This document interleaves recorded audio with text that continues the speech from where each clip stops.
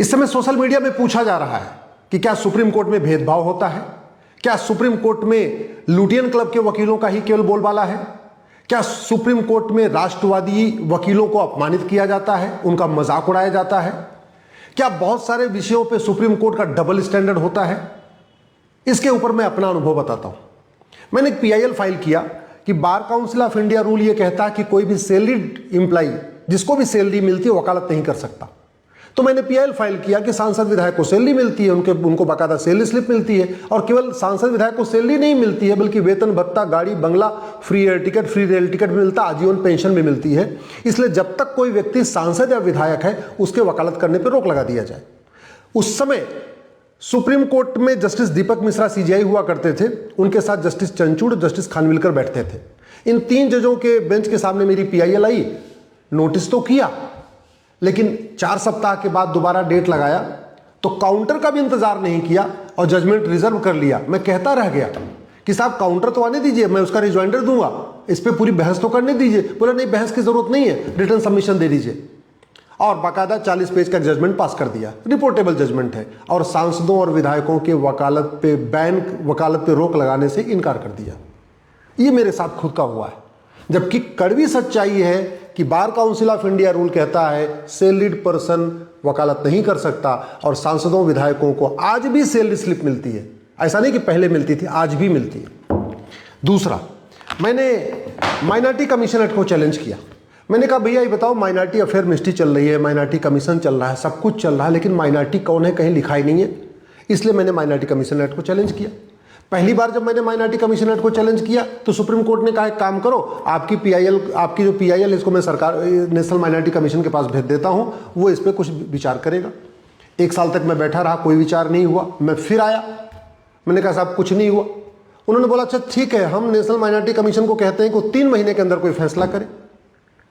3 महीने में फैसला नहीं हुआ। फिर मैं अगले साल आया। जब मैं तीसरी बार आया सुप्रीम कोर्ट इस माइनॉरिटी कमीशन एक्ट को चैलेंज करने, तो जस्टिस नरीमन की बेंच ने कहा आप हाई कोर्ट चले जाओ। मैंने कहा साहब ये तो पूरे देश का मामला है, नेशन वाइड मामला है, ये कानून पार्लियामेंट में बना हुआ है, इसलिए हमको यहाँ सुन लीजिए। बोले नहीं नहीं नहीं, आप हाई कोर्ट जाओ। मैंने कहा मैं कितनी हाई कोर्ट जाऊँगा? बोले कोई बात नहीं, आप हाई कोर्ट जाओ। फिर मैं दिल्ली हाई कोर्ट गया, फिर देश के अलग अलग हाई कोर्ट में पीआईएल फाइल हुई, और फिर वापस मैं सुप्रीम कोर्ट को लेके आया, क्योंकि कॉन्स्टिट्यूशन में एक प्रावधान है कि अगर एक ही इशू के ऊपर 2 से ज़्यादा पीआईएल हो अलग अलग हाई कोर्ट में तो आप सुप्रीम कोर्ट आ सकते हैं। तो कहने का मतलब इस माइनॉरिटी कमीशन एक्ट को चैलेंज करने के कारण लिए मुझे 3 बार सुप्रीम कोर्ट आना पड़ा, हाई कोर्ट जाना पड़ा, तब जाके ये मामला चल रहा है और आज तक डिसाइड भी नहीं हुआ। हमने माइनॉरिटी कमीशन एक्ट को चैलेंज कर रखा है। मैं बार बार कह रहा हूं पहले माइनॉरिटी को डिफाइन करिए, माइनॉरिटी को आइडेंटिफाई करने की गाइडलाइन बनाइए, उसके बाद जो करना है करिए। उस पर सुप्रीम कोर्ट ने आज तक सुनवाई नहीं किया। अलीगढ़ मुस्लिम यूनिवर्सिटी के लिए बाकायदा संविधान पीठ बना के अलीगढ़ मुस्लिम यूनिवर्सिटी को माइनॉरिटी का दर्जा दे दिया, और माइनॉरिटी का दर्जा जब दिया उस मैटर में मैं बार बार कहता रहा पहले माइनॉरिटी को डिफाइन करिए, लेकिन नहीं, माइनॉरिटी को डिफाइन नहीं करना।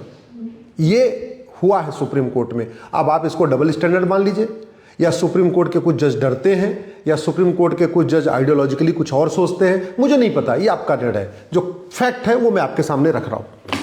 मैंने वक्फ एक्ट को चैलेंज किया, 1995 का वक्फ एक्ट, और उस समय जब मैंने चैलेंज किया था उस समय भारत में वक्फ बोर्ड ने 20 लाख एकड़ जमीन पे कब्जा किया था। आज की डेट में तो 40 लाख एकड़ जमीन पे वक्फ बोर्ड का कब्जा हो गया। यानी अगर हमारी पीआईएल की सुनवाई उसी समय हो गई होती और वक्फ बोर्ड के ऊपर फैसला आ चुका होता वक्फ एक्ट के ऊपर, तो कम से कम 20 लाख एकड़ जो फालतू जमीन कब्जा हो गई वो शायद बच जाती। लेकिन मैंने सुप्रीम कोर्ट ने कहा आप हाई कोर्ट जाओ। मैंने कहा साहब ये पार्लियामेंट का कानून है, लेकिन नहीं, हाई कोर्ट जाओ। मैं हाई कोर्ट गया, फिर देश के अलग अलग हाई कोर्ट में 150 पीआईएल फाइल हुई। उसके बाद फिर वापस में इसको सुप्रीम कोर्ट लाने की कोशिश किया, तो बोले नहीं, हाई कोर्ट में चलने दो। जबकि कड़वी सच्चाई है, अभी जो सरकार ने 2025 में वक्फ एक्ट बनाया उसके खिलाफ 1 दर्जन पीआईएल आई, तो सुप्रीम कोर्ट पीआईएल फाइल हुई, तो सुप्रीम कोर्ट ने बाकायदा सुनवाई किया, एक्ट के ऊपर स्टे भी किया। स्टे करने के बाद कुछ एक प्रावधानों पर स्टे हटाया, कुछ एक प्रावधानों पर स्टे जारी रखा। ये कड़वी सच्चाई है। अब आप तय कर लीजिए कि क्या हमारे साथ भेदभाव हुआ, क्या मुझे अपमानित किया गया, क्या मेरा मजाक उड़ाया गया, या सुप्रीम कोर्ट डबल स्टैंडर्ड करता है, कुछ जज डबल स्टैंडर्ड रखते हैं। ये निर्णय आप करिए। मैंने आपको फैक्ट बता दिया कि मेरी पीआईएल आज भी दिल्ली हाई कोर्ट में चल रही है। मैंने ट्रांसफर पिटीशन फाइल किया तो मेरी पीआईएल को ट्रांसफर भी नहीं करने दिया, और आज भी पूरे देश भर में लगभग 150 PIL वक्फ एक्ट से संबंधित पड़ी हुई हैं। वहीं दूसरी तरफ 2025 वाले कानून को चैलेंज करने वाली 1 दर्जन से ज्यादा याचिकाओं पर सुप्रीम कोर्ट में सुनवाई हुई है। सुनवाई के दौरान मैंने कहा था साहब जो पूरे देश भर में 150 पिटीशन है उनको भी वापस वहीं यहीं बुला लीजिए, तो भी मना कर दिया। और ये काम जस्टिस गवई साहब ने किया था, ये कोई किसी और नहीं, क्योंकि PIL जनरली CJI के पास ही जाती है। मैंने place of worship act challenge किया। अयोध्या का जब मामला चल रहा था उसमें प्लेस ऑफ वर्शिप का कोई जिक्र ही नहीं था, टाइटल सूट था, वो कानून से बाहर था।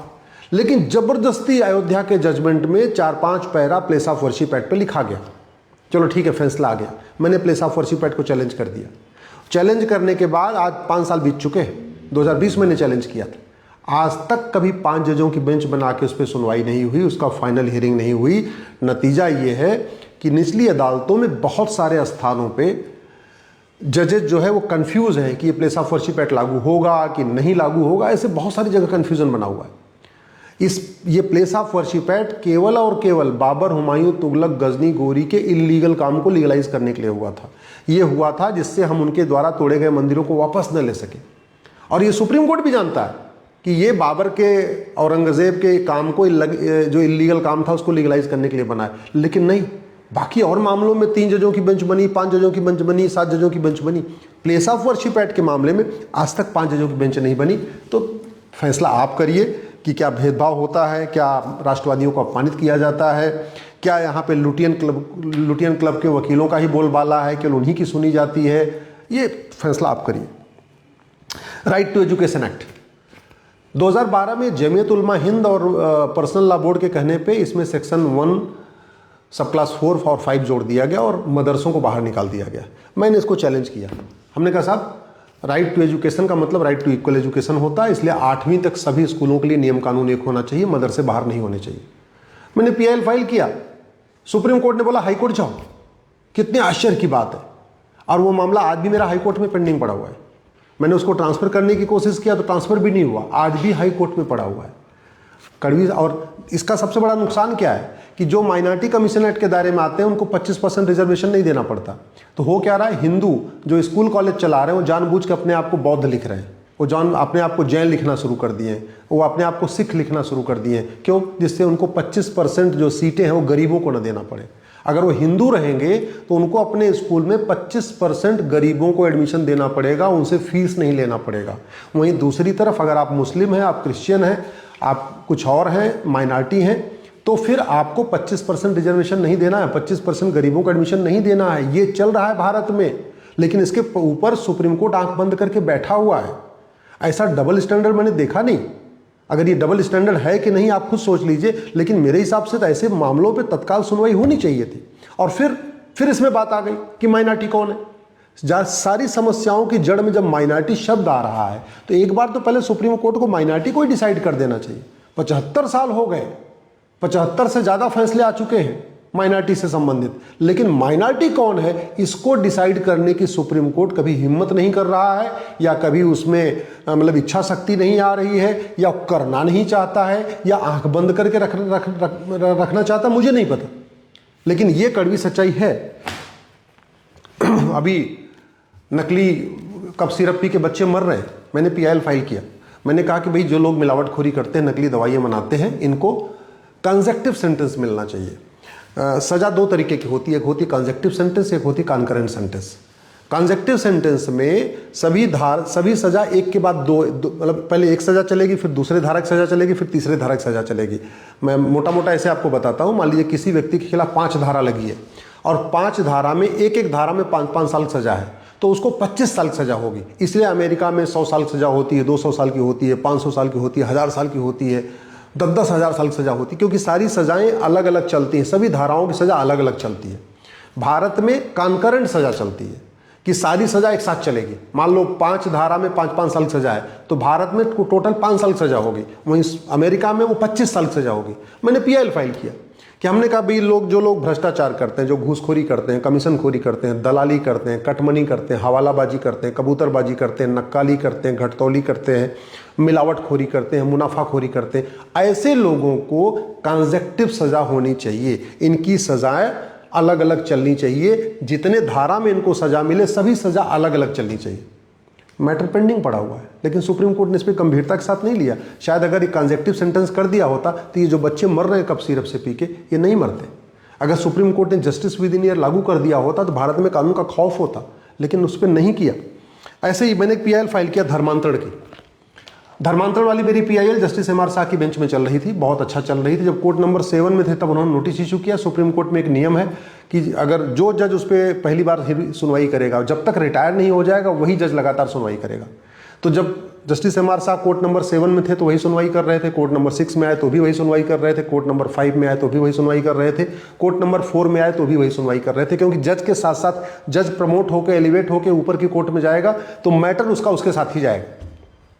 कोर्ट नंबर 4 में जस्टिस MR शाह ने अटॉर्नी जनरल को हमारी PIL में कहा कि आप मैटर बहुत गंभीर है, कन्वर्जन का मामला है, आप इसमें रहिए। सॉलिसिटर जनरल को बोला आप भी रहिए। फाइनल हियरिंग की डेट फिक्स कर दिया। जानते हैं क्या हुआ मेरे साथ? हमारी PIL को जस्टिस चंचूड़ ने अपने कोर्ट में खींच लिया। जब जस्टिस MR शाह ने फाइनल हियरिंग की डेट फिक्स कर दिया तो बाकायदा केस हंटिंग हो गई, बेंच हंटिंग हो गई। कभी ऐसा सुप्रीम कोर्ट के इतिहास में कभी हुआ नहीं था कि जज के रिटायर होने के पहले उसका केस किसी और जज के यहाँ चला जाए, लेकिन जस्टिस चंचूड़ ने काम किया। ये मेरे साथ हुआ है, मैं अपना अनुभव बता रहा हूँ। अब आप खुद ही सोच लीजिए कि ये भेदभाव होता है कि क्या होता है, कैसे चलता है। इसी तरीके से मैंने सेकुलर शब्द को चैलेंज किया। मैंने कहा भाई जब इमरजेंसी गलत है तो इमरजेंसी के द्वारा किया गया कार्य भी गलत है। बहुत सारे उसमें मैंने आर्गूमेंट रखे थे। मैंने यहाँ तक कहा था कि मार्च 76 में लोकसभा का टेन्योर पूरा हो गया, सेकुलर शब्द नवंबर 76 में जोड़ा गया लोकसभा खत्म होने के बाद। तो ऐसे कंडीशन में ये पूरा जो सेकुलर शब्द जोड़ा गया ये प्रोसेस ही गलत है।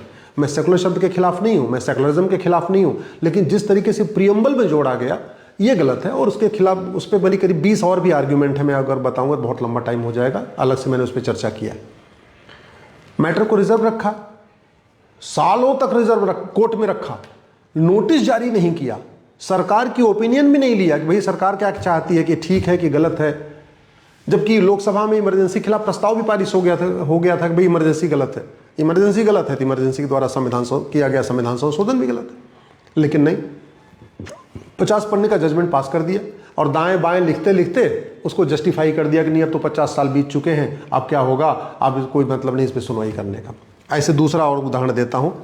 कश्मीर में नरसंहार हुआ, PIL फाइल हुई कि भाई SIT की जांच होनी चाहिए।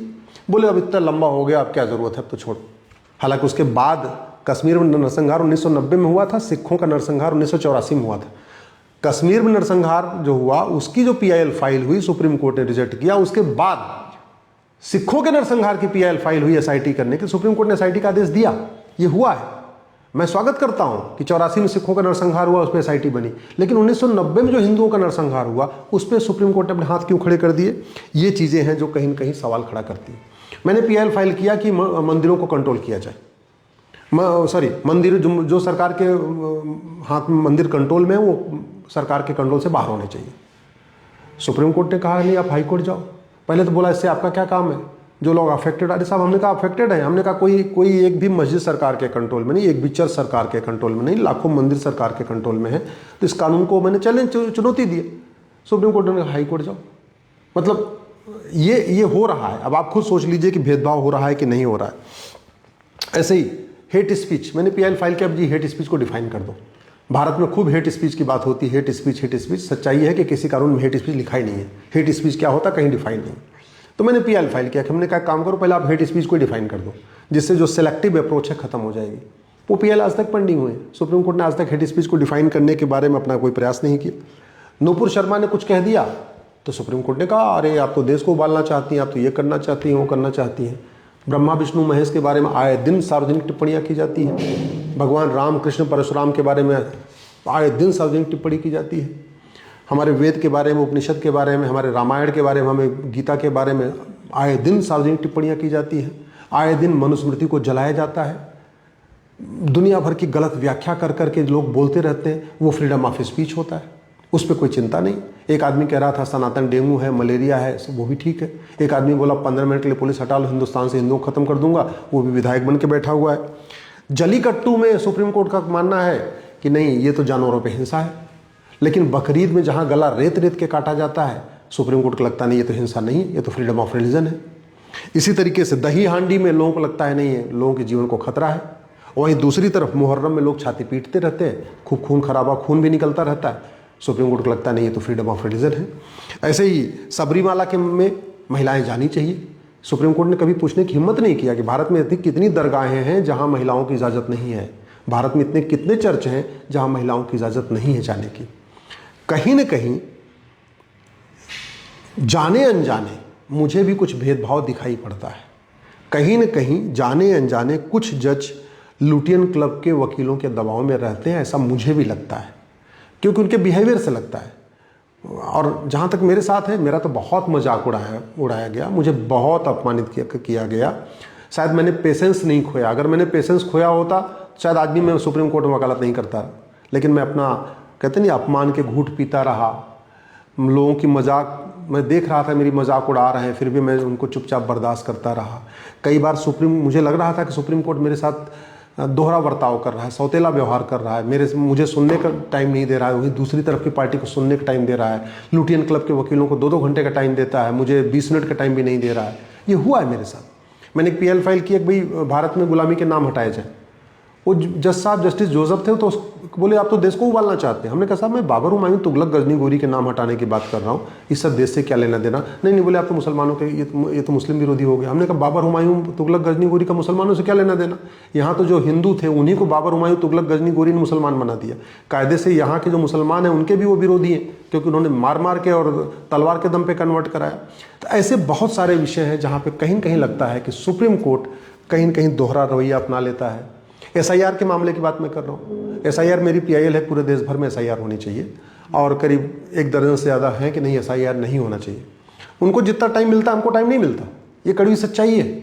जितना उनको टाइम मिलता है तो या तो उनसे परेशान डरते हैं, या उनका ऑरा इतना तगड़ा है कि वो भूतपूर्व कानून मंत्री हैं, भूतपूर्व गृह मंत्री हैं, भूतपूर्व वित्त मंत्री हैं, भूतपूर्व विदेश मंत्री हैं, भूतपूर्व शिक्षा मंत्री हैं, या कहीं के सांसद हैं, कहीं के विधायक हैं। तो ये या तो उसकी वजह से कुछ परेशान, मतलब कहीं ना कहीं दबाव बनता है, जो भी बनता है। लेकिन कहीं ना कहीं ऐसे हमको भी लगता है कि कहीं ना कहीं सुप्रीम कोर्ट जो लुटियन क्लब के वकील हैं उनके दबाव में आ जाता है। कुछ जज, सब नहीं, कुछ एक जज दबाव में आ जाते हैं। कुछ एक जज कहीं ना कहीं थोड़े भेदभाव भी करते हैं। अब वो भेदभाव क्यों करते हैं, या तो उनकी पढ़ाई लिखाई ऐसी हुई है, उनकी परवरिश ऐसी हुई है, उनको लगता है कि नहीं ये ठीक है, जो भी है मुझे नहीं पता। बाकी मैंने अपनी बात बता दिया, निर्णय आप करिए। इस वीडियो को अधिक से अधिक शेयर करिएगा, जिससे पूरे देश के लोग अपनी राय इस पे दे सकें।